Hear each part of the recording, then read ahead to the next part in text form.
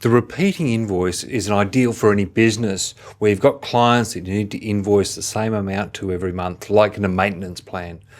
And set this up, and Xero will automatically email an invoice to them each week, fortnightly, month, year, whatever you happen to decide as a frequency.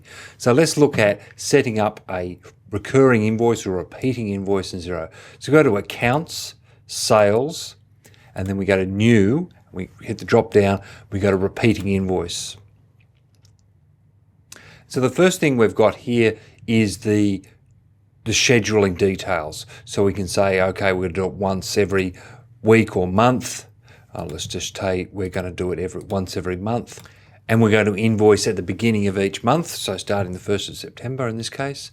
And the due date, we're just going to make it 7 days, and we're going to have it for the next year. One of the things with this is if you've got setting up a recurring invoicing, recurring payment details in, say, eWay, where it automatically comes out of their credit card each month, you can set the invoice date as the same date you set for the amount coming out of the credit card. Then we set up the customer details. So in this case, we're going to invoice Cubeland. We're going to put in a purchase number, which they've provided us. Could be something else. The invoice number will be automatically generated. We're going to come back to this section in a second. So then we've got the item details. So we're going to just kind of call it support. $500 per month.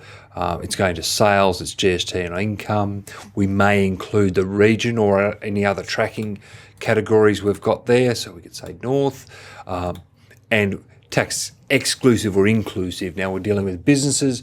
You're generally going to dealing things with tax exclusive. So the GST is shown down here. So that's almost all we have to do there. Now we've got a choice. We can save it as a draft, in which case you might do that if your PA or your VA is creating these or something, and then you have to approve them. So they can save it as draft. They can approve it, or you can approve with sending. So we're going to go with approve with sending, and it'll come up with an edit message, and we've got a template we can change, but we can just change this one around.